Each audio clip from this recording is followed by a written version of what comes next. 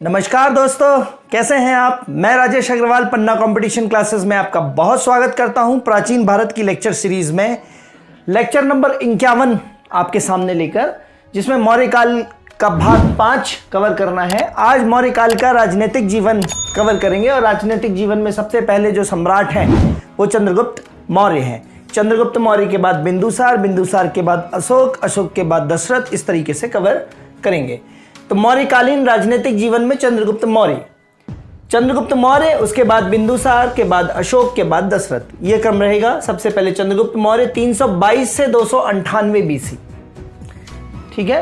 322 से 298 बीसी, लगभग 24 साल, 22 साल ये और 2 साल इधर के, लगभग 24 साल का राज्यारोहण रहा है चंद्रगुप्त मौर्य का। 322 से 298 सन याद कर सकें तो ये माइलस्टोन वाला सन है, तो आप याद रख लें तो बेहतर है, ठीक है। 322 से 298 बीसी। 323 में दोस्तों हमको मालूम है बेबीलोन की संधि हुई थी, जब अपने ये सिकंदर जो मरे थे, तो 323 में बेबीलोन की संधि और 321 में ट्रिपेंडिस की संधि, है ना। स्क्रीनशॉट ले लीजिए दोस्तों, इसका जल्दी से स्क्रीनशॉट ले लीजिए, लेक्चर को लाइक, सब्सक्राइब और शेयर जरूर करते जाइए। धीरे धीरे इस सफर को आगे बढ़ाइए, सारे सब्जेक्ट्स लेने वाला हूं मैं। तो 323 में बेबीलोन की संधि और 321 में ट्रिपेंडिस की संधि, जो दोनों संधियां हुई थी, ये सिकंदर के साम्राज्य के और सिकंदर और फिलिप के साम्राज्य के बंटवारे को लेकर हुई थी। 323 में सिकंदर के मरने के बाद बंटवारा हुआ था, तो उस समय बंटवारे में सारे भारतीय प्रांत शामिल थे। मैं पढ़ा चुका हूं, अगर आपने सिकंदर ना पढ़ा हो तो पिछले लेक्चर्स में जाके देखिए। 323 में सिकंदर के मरने के बाद जब बेबीलोन की संधि हुई थी, तो उस समय जो सिकंदर का बंटवारा हुआ था राज्यों का अलग अलग लोगों में, जिसमें फिलिप भी शामिल थे, उस समय भारतीय राज्यों का भी बंटवारा हुआ था। पोरस को सबसे बड़ा भाग मिला था, ठीक है। जबकि 321 में फिलिप के मरने के बाद, फिलिप को जो भारतीय क्षेत्र मिला था, तो फिलिप के मरने के बाद उस भारतीय क्षेत्र का बंटवारा होना चाहिए था, लेकिन 321 में फिलिप के मरने के बाद बंटवारे में कोई भारतीय प्रांत शामिल नहीं था।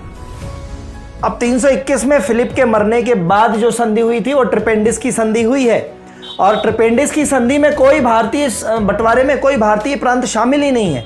इसका मतलब क्या है, 323 से 321 के बीच में कहीं 322 में भारतीय प्रांत स्वतंत्र हो चुके थे इनके प्रभाव से, सिकंदर फिलिप के प्रभाव से। तो कोई भारतीय प्रांत 321 में शामिल नहीं था। इसका मतलब यह है कि बीच का समय शायद 322 बीसी में भारतीय प्रांत सिकंदर के साम्राज्य से स्वतंत्र हो चुके थे, और ये 322 का समय वही है जो चंद्रगुप्त मौर्य आके स्वतंत्र करा लेते हैं सिकंदर के साम्राज्य से भारतीय साम्राज्य को, भारतीय प्रांतों को, ठीक है दोस्तों। तो ये कंसेप्चुअल है, ध्यान दीजिएगा। 322 की डेट कैसे पकड़ में आती है। 323 के बंटवारे में भारतीय प्रांत शामिल थे, 321 के बंटवारे में भारतीय प्रांत है ही नहीं, तो बीच में भारतीय प्रांत कहां चले गए, चंद्रगुप्त के पास चले गए 322 में, ठीक है। नेक्स्ट पॉइंट, अब कहानी आती है चंद्रगुप्त मौर्य कैसे एस्टैब्लिश होते हैं गद्दी पे। तो आपको मालूम ही है कि घनानंद जो होते हैं वो ऐश परस्ती में, शराब नोशी और अय्याशी में लगे होते हैं। तो घनानंद द्वारा चाणक्य को जलील करके बाहर करवा दिया जाता है। चाणक्य बाल वाल खोल के अपनी शिखा खोल लेते हैं और बोलते हैं तभी शिखा बांधूंगा जब मैं तुम्हारा नाश कर दूंगा। तो चाणक्य निकलते हैं, अनमने मन से वो चलते चले जाते हैं। विंध्यन पर्वत की तरफ जब जाते हैं तो वहां पे कुछ लड़के जो हैं, छोटे लड़के, वो राजकेलकम नामक खेल खेल रहे होते हैं। कौन सा खेल, राजकेलकम नामक खेल खेल रहे होते हैं। और इसमें जो खेल होता है, इसमें बेसिकली चाणक्य भी खेल रहे होते हैं, और इसमें बच्चे एक दूसरे से प्रश्न पूछते हैं कि देशद्रोह की सजा क्या होनी चाहिए इस खेल में। तो देशद्रोह की सजा के उत्तर में चाणक्य जो कहता है, ये छुप कर देख रहे होते हैं बच्चों का गेम, तो चाणक्य जो कहता है वो कहता है कि देशद्रोह की सजा सिर्फ मृत्युदंड होगा, उससे कम कुछ नहीं। तो चाणक्य के मुंह से देशद्रोह की सजा मृत्युदंड सुनकर ये चाणक्य से बहुत प्रभावित होते हैं। और चाणक्य की माता तो कारागार में होती है घनानंद के, तो मामा, चाणक्य के मामा के यहाँ, चंद्रगुप्त के मामा के यहाँ होते हैं चंद्रगुप्त। तो चंद्रगुप्त के मामा से 1000 स्वर्ण मुद्राओं में चाणक्य जो है चंद्रगुप्त को अपने साथ ले आते हैं। 1000 स्वर्ण मुद्राओं में मामा से ले आते हैं चंद्रगुप्त को, और अपने साथ तक्षशिला में 7-8 साल हर प्रकार की शिक्षा देते हैं। हर प्रकार की कूटनीतिज्ञ शिक्षा, शास्त्रों की शिक्षा, वेदों की शिक्षा, लड़ाई की शिक्षा, सब दिलवाते हैं। 7-8 साल शिक्षा, और यही बालक आगे चलकर क्या कहलाता है, चंद्रगुप्त मौर्य। ठीक है। एक कहानी और है कि एक बार चंद्रगुप्त बोलते हैं कि सीधा जो है सीधा मगध पे आक्रमण करके और घनानंद को हराते हैं। तो फिर इन्होंने एक झोपड़ी के पीछे छिपे हुए थे ये दोनों लोग रास्ते में अपने, चाणक्य और चंद्रगुप्त। तो वहाँ पे झोपड़ी के अंदर माँ जो होती है अपने बेटे को खीर देती है, और खीर देते समय बालक जो होता है वो बीच में से खीर उठा के खाता है तो उसकी जीभ जल जाती है। तो माँ समझाती है बेटे किनारे से ठंडा करते हुए खीर को खाते चले जाओ। तो चाणक्य को ये बहुत बड़ी सीख मिलती है कि इसको चंद्रगुप्त को भी सीख मिलती है कि किनारे से राज्यों को जीतेंगे तो जीत पाएंगे, अदरवाइज बीच में सीधे मगध पे आक्रमण करेंगे तो कैसे जीतेंगे, है ना। तो इस तरीके से उनको एक कंसेप्ट मिलता है वहाँ से, खीर वाले एग्जाम्पल से, ठीक है। तो आगे चलकर यही बालक चंद्रगुप्त मौर्य कहलाता है। फिर जस्टिन, ध्यान दीजिएगा चंद्रगुप्त के समय कौन है, इतिहासकार जस्टिन आपको याद होना चाहिए। तो कैसे याद रखेंगे, चंद्रगुप्त है ना तो जस्टिन गुप्तिन, जस्टिन गुप्तिन, है ना, जस्टिन गुप्तिन, है ना। चंद्रगुप्त को क्या बोल देंगे, गुप्तिन, तो जस्टिन गुप्तिन जस्टिन, इस तरीके से। तो जस्टिन ने कहा था चंद्रगुप्त ने गणतंत्र, कबीलों, यवन, शैव आदि को शामिल करके डाकुओं की सेना बनाई थी, है ना। जस्टिन ने क्या कहा है कि चंद्रगुप्त ने तो सब डाकुओं की सेना बनाई थी, तो उनको ये कबीले के लोग, यवन, शैव, ये सब डाकू जैसे लगे, तो डाकुओं की सेना बनाई थी। ये किसने कहा है, गुप्तिन ने, मतलब जस्टिन ने। इन्होंने कहा कि सिकंदर की मृत्यु के बाद चंद्रगुप्त पराधीनता का जुआ उतारकर स्वतंत्र हो गया था। जस्टिन ने ही कहा है सिकंदर की मृत्यु के बाद चंद्रगुप्त ने पराधीनता का जुआ उतारकर स्वतंत्र हो गया था। और इनके अनुसार चंद्रगुप्त ने एक बार सिकंदर को भी मारने का प्रयास किया था, जो कि गलत था, है ना। जब आप पूरी तैयारी के साथ नहीं होते हो तो इस तरीके के अपरिपक्व निर्णय लेने को आतुर होते हो। वही काम उस समय चंद्रगुप्त ने भी किया था। फिर नेक्स्ट, चंद्रगुप्त के विजय अभियान कौन कौन से हैं, तो 3 मुख्य विजय अभियान हैं चंद्रगुप्त के, 317 बीसी में, 315 बीसी में और 305 बीसी में। तो 317 बीसी में जो है पंजाब को यूनानी सेनापति यूथिडेमस, ये पंजाब है पाकिस्तान की तरफ जो है आज, 317 बीसी में पंजाब को यूनानी सेनापति यूथिडेमस से जीता था, याद हो जाएगा। फिर 315 बीसी मेन है, 315 बीसी में पोरस, पोरस का एक नाम और है परवर्तक, परवर्तक, पोरस का एक नाम है परवर्तक। तो 315 बीसी में पोरस या परवर्तक की मदद से नंदराज, उस समय घनानंद होते थे, तो घनानंद से ही लड़ाई थी डायरेक्ट। तो घनानंद के सेनापति भद्रसाल को पराजित कर और मौर्य वंश की स्थापना की। घनानंद को पराजित किया और घनानंद को पराजित करके मौर्य वंश की स्थापना कब हुई है एग्जैक्टली, तो 315। तो आपसे पूछेगा चंद्रगुप्त ने मौर्य वंश की स्थापना मगध में कब करी है, तो 315 बीसी में, ठीक है, ध्यान रखेंगे दोस्तों। 305 बीसी में सिकंदर का उत्तराधिकारी, अब एक लास्ट युद्ध होता है इनका। 305 में सिकंदर का उत्तराधिकारी सेल्यूकस होता है, वो बैक्ट्रिया को जीत लेता है। बैक्ट्रिया मतलब मध्य भारत के ऊपर यहाँ वाला, ये भारत है, यहाँ वाला क्षेत्र कहीं पे, यहाँ पे बैक्ट्रिया, है ना। मैक्स मूलर ने कहा था ना कि आर्य जो है वो बैक्ट्रिया से आए हैं। पिछले लेक्चर्स में मैंने पढ़ाया है कि आर्य जो है वो बैक्ट्रिया के निवासी हैं, सर्वाधिक मान्य मत है मैक्स मूलर का, तो वही बैक्ट्रिया है। तो 305 में सिकंदर का उत्तराधिकारी जो सेल्यूकस होता है वो बैक्ट्रिया को जीतता है, यहां तक आ जाता है सेल्यूकस, ठीक है। अब सेल्यूकस को सिकंदर बनने की पड़ती है, बोले मैं भी सिकंदर बनूंगा, फिर से मैं विश्व विजय करूंगा, भारत की विजय करूंगा। तो उसके मन में लालच जागता है कि मैं सिकंदर जैसे पुनः भारत जीतूंगा, भारत जीतने की इच्छा उसके मन में जागृत होती है, ठीक है। सिंधु नदी के किनारे तक आता है। सिंधु नदी के किनारे चंद्रगुप्त और सेल्यूकस की लड़ाई होती है, सेल्यूकस का युद्ध होता है, चंद्रगुप्त इसमें जीत जाता है और संधि के तहत सेल्यूकस जो है अपनी बेटी हेलेना या कार्नेलिया का विवाह, ध्यान देंगे जो पोरस के साथ युद्ध हुआ था वो युद्ध झेलम के किनारे हुआ था, ठीक है, और यहां पे सेल्यूकस और चंद्रगुप्त का जो युद्ध हुआ है वो सिंधु के किनारे हुआ है, ठीक है। तो ध्यान देंगे जरा, हाइडेस्पीच का युद्ध बोलते थे उसको, ये सिंधु का युद्ध है, ये हाइडेस्पीच से कोई संबंध नहीं है इसका, वो पोरस और सिकंदर के बीच हुआ था। तो चंद्रगुप्त जीता, सेल्यूकस अपनी बेटी हेलेना या दूसरा नाम है कार्नेलिया, हेलेना या कार्नेलिया का विवाह चंद्रगुप्त से कर देता है। एपियानस से ये जानकर, एपियानस एक इतिहासकार हैं, स्ट्रैबो है, एपियानस है, प्लूटार्क हैं, सैप जैप मैंने पिछली उसमें बताया था आपको।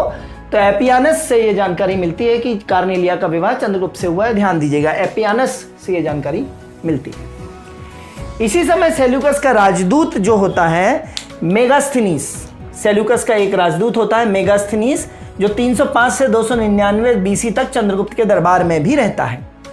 सेल्यूकस का राजदूत मेगास्थनीज 305 से 298 तक है चंद्रगुप्त, तो 299 तक ये मेगास्थनीज रहता है। मेगास्थनीज चंद्रगुप्त के दरबार में आते कैसा है, तो चंद्रगुप्त से पहले मेगास्थनीज जो होता है वो अराकेसिया के राजा सिबेटियस के दरबार में था। चंद्रगुप्त के दरबार में आने से पहले मेगास्थनीज जो होता है वो अराकोसिया के राजा सिबेटियस के दरबार में था। अब चूंकि अराकोसिया किसके अंडर में है, अराकोसिया है सेल्यूकस के अंडर में, ठीक है। तो अराकोसिया, ये सेल्यूकस हार जाता है तो सेल्यूकस जो है संधि के तहत अराकेसिया चंद्रगुप्त को दे दिया जाता है। तो अराकेसिया जब पूरा मिल गया तो अराकेसिया में रहने वाला मेगास्थनीज भी तो चंद्रगुप्त को मिलेगा। तो संधि के तहत अराकेसिया चंद्रगुप्त को मिलता है, अतः मेगास्थनीज भी चंद्रगुप्त के पास मिलता है। विवाह के पश्चात चंद्रगुप्त को 4 प्रांत दहेज में दिए जाते हैं। कार्नेलिया से विवाह के पश्चात जो है 4 प्रांत भी दहेज में मिलते हैं। एरिया आज का हेरात, अराकोसिया आज का कांधार, पैरोपनिसदाई आज का काबुल और जेट्रोसिया आज का मकरान। ये इलाके इन क्षेत्रों में हैं। एरिया हेरात, अराकोसिया जहां से मेगास्थनीज आया था कांधार में, आजकल अफगानिस्तान में है कांधार, पैरोपनिसदाई काबुल अफगानिस्तान की राजधानी काबुल, और जेट्रोसिया मकरान। तो ये 4 क्षेत्र दहेज में मिलते हैं। चंद्रगुप्त भी, अब उसको शर्म आती, चंद्रगुप्त यार इतना दे रहे हैं मेरे ससुर साहब, तो कुछ तो करना चाहिए। तो चंद्रगुप्त भी सेल्यूकस को 50 हाथी, किसी किसी किताब में 500 हाथी दिए गए हैं, देखना पड़ेगा कि एग्जैक्टली क्या है, लेकिन हो गया ये फैक्ट पूछा नहीं जाना चाहिए। चंद्रगुप्त भी सेल्यूकस को 50 हाथी उपहार स्वरूप देते हैं ताकि सेल्यूकस मध्य एशिया, वही बैक्ट्रिया वाला क्षेत्र जीत सके या जीता हुआ बनाए रख सके और ज़्यादा जीत सके उस एरिया को। चंद्रगुप्त के अलग अलग नाम मिलते हैं कई सारे साहित्यों में। तो चंद्रगुप्त के अलग अलग नाम मिलते हैं। यूनानी ग्रंथों में चंद्रगुप्त को सैंड्रोकोट्स कहा गया है। अगर आप बोल के देखेंगे तो आपको बिल्कुल समझ में आएगा सैंड्रोकोट्स। चंद्रगुप्त को मैं डिस्टॉर्ट कर रहा हूँ, चंद्रगुप्त, सैंड्रोकोट्स, सैंड्रोकोट्स, सैंड्रोकोट्स, इस तरीके से चंद्रगुप्त आपको बोलने में आ जाता है। तो यूनानी ग्रंथों में जैसे सिकंदर को क्या बोला, जैसे है ना, फारस को क्या बोला है, पर्शिया, है ना, पार्श्व, पार्श्व से बना है फारस, पारस से बना है पर्शिया, ऐसे इसी तरीके से नाम डिस्टॉर्ट हो जाते हैं दोस्तों, ठीक है। तो यूनानी ग्रंथों में सैंड्रोगुप्त को सैंड्रोकोट्स कहा गया है। विलियम जोन्स ने 1793 में बहुत फेमस इनकी किताब है एशियाटिक सोसाइटी में ये बताया था। 28 फरवरी का दिन था जब बताया था। विलियम जोन्स की किताब है एशियाटिक सोसाइटी, उसमें उन्होंने 1793 में ऐसा बताया था कि चंद्रगुप्त मौर्य को ही सैंड्रोकोट्स, यूनानी ग्रंथों में जो सैंड्रोकोट्स नामक कैरेक्टर है वो चंद्रगुप्त मौर्य ही है। कुछ कुछ किताबों में एंड्रोकोट्स भी है, सैंड्रोकोट्स की जगह एंड्रोकोट्स या एंड्रोकोप्टस भी है ना। प्लूटार्क, एपियानस वगैरह की किताबों में ये नाम मिलते हैं, प्लूटार्क और एपियानस वगैरह की किताबों में। अब बाकी सब आपको मालूम है कि महास्थान और सोहगोरा अभिलेख से यह पता चलता है कि चंद्रगुप्त के दरबार में 12 वर्षों का भीषण अकाल पड़ा था और इन्होंने पूरे अन्नागार वगैरह खोल दिए थे, फिर भी समाधान न कर सकने के अपराध बोध से ग्रसित होकर चंद्रगुप्त जो है कि मैं अपनी जनता को नहीं बचा पा रहा हूं अकाल से, तो वो अपराध बोध से ग्रसित हो गए, अपने को कल्प्रिट मानने लगे और वो जैन संत भद्रबाहु के साथ दक्षिण की तरफ अर्थात कर्नाटक में चले गए और चंद्रगिरी पहाड़ी पर संलेखना किया। राष्ट्रकूट राजा इंद्र थर्ड ने भी चंद्रगिरी पहाड़ी पे ही संलेखना किया था, आपको मैंने पहले बताया है, तो ये कहानी सब मालूम ही है आपको।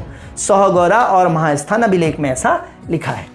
फिर जैन ग्रंथों में चंद्रगुप्त को विशाखाचार्य कहा गया है, ये प्रश्न आ चुका है। जैन ग्रंथों में चंद्रगुप्त को क्या कहा गया है, विशाखाचार्य, तथा बिंदुसार को सिंहसेन कहा गया है। बिंदुसार को क्या कहा गया है, चंद्रगुप्त के बेटे बिंदुसार को सिंहसेन कहा गया है और चंद्रगुप्त ने अपना उत्तराधिकारी सिंहसेन को बनाया, ऐसा जैन ग्रंथों में लिखा है। और यही सिंहसेन बाद में क्या कहलाएगा, बिंदुसार कहलाएगा। तो चंद्रगुप्त को विशाखाचार्य बोला गया है जैन ग्रंथों में और बिंदुसार को क्या बोला गया है, सिंहसेन, ठीक है। तो इस तरीके से चंद्रगुप्त मौर्य के बारे में सारी महत्वपूर्ण बातें होती हैं। अगर आज कुछ कवर नहीं हुई होंगी तो इसके पहले मैंने किया होगा वो कवर, सो आप ध्यान दीजिएगा, छूटेगा कुछ भी नहीं दोस्तों, है ना। कल नेक्स्ट लेक्चर में अपन बात करेंगे बिंदुसार और फिर अशोक की। बहुत इंपॉर्टेंट लेक्चर्स चल रहे हैं दोस्तों, सो लेक्चर को लाइक सब्सक्राइब और शेयर करते जाइए ताकि आपको नोटिफिकेशन मिलते चलें। 15-15 मिनट 12-12 मिनट के लेक्चर्स हैं, खूब आसानी से उत्साह के साथ पढ़ते रहिए, अपना ज्ञान वर्धन कीजिए। ज्ञान कभी धोखा नहीं देता दोस्तों, साथ बने रहिए। तब तक के लिए धन्यवाद, गुड बाय, जय हिंद दोस्तों।